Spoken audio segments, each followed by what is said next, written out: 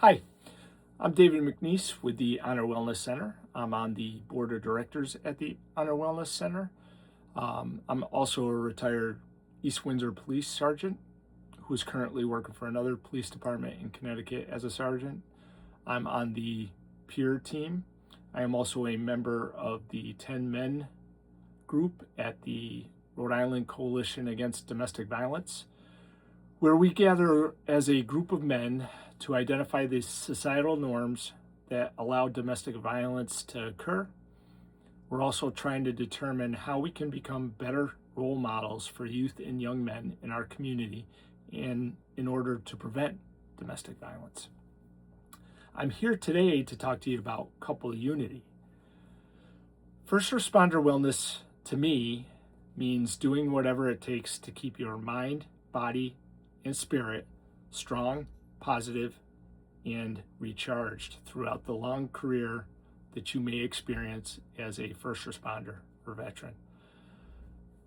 The number one thing that I believe is the key to couple unity and a positive, healthy relationship is communication.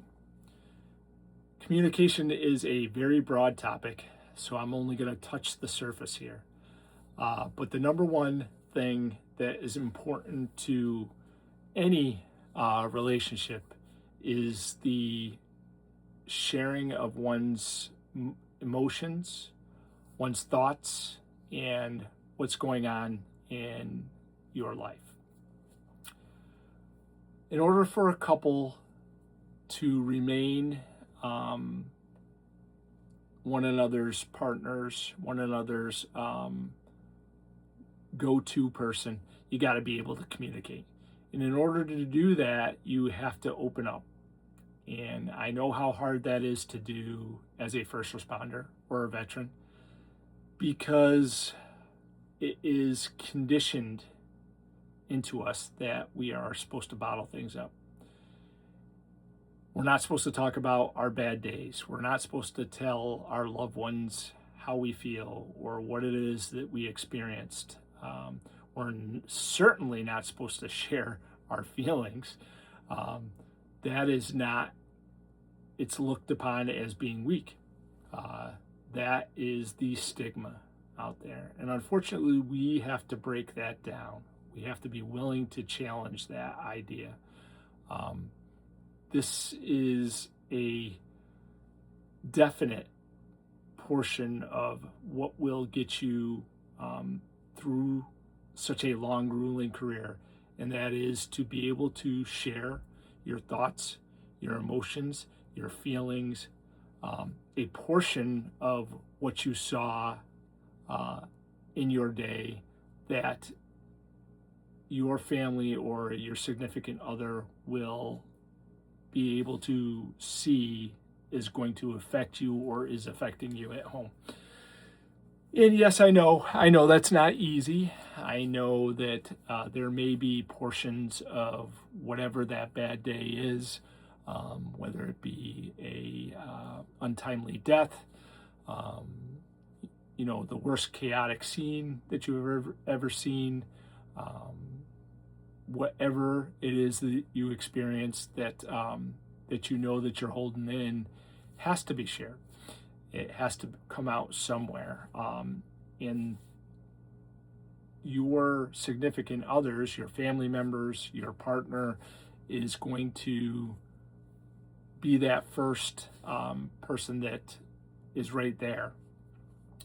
And I know that you may not think that they can take every single piece, every little gory detail. However, you've got to be able to communicate something about why you're feeling the way you feel, why you may be sad, why you may be depressed. And I also want to caution you that it's a two-way street. It's a two-way street communication. The dialogue has to go back and forth. And when you come home from one of those bad days and your partner or your family members want to share with you what their bad day was, and although you may not think it rises to the level of your bad day, you have to be able to listen and to be empathetic about what is going on in their life as well.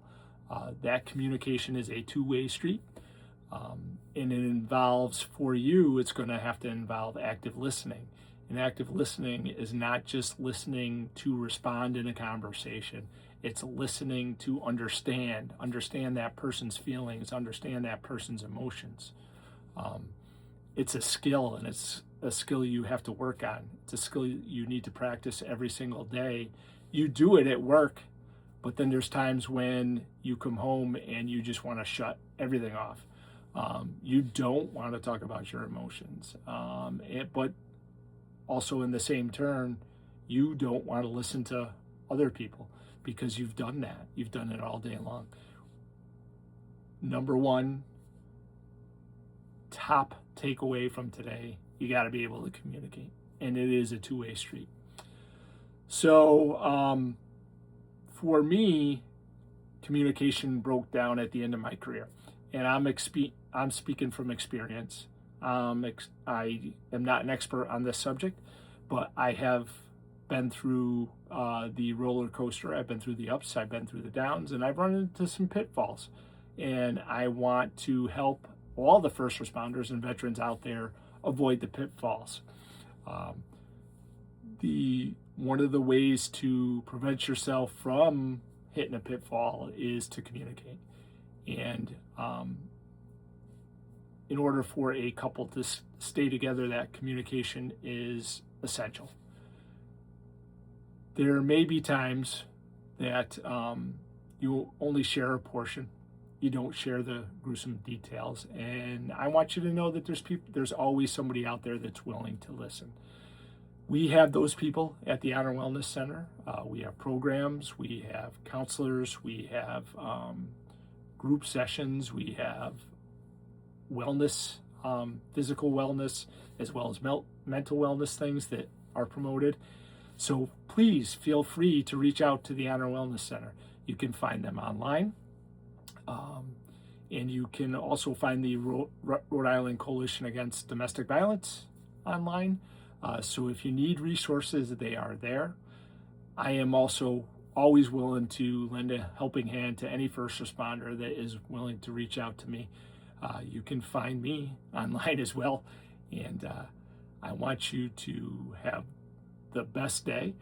I would like you to move on from here and really think about how you share your emotions and how you can listen to your partner and understand what is going on in their world, because it's a two-way street and you have to be open to communication, but it means sharing and receiving. So that is my video for today. I apologize if I went on for too long. I hope you all have a safe and wonderful day. And please, let's break the stigma. Let's talk. Let's share our emotions. Let's find a way to do that. And you have a wonderful day.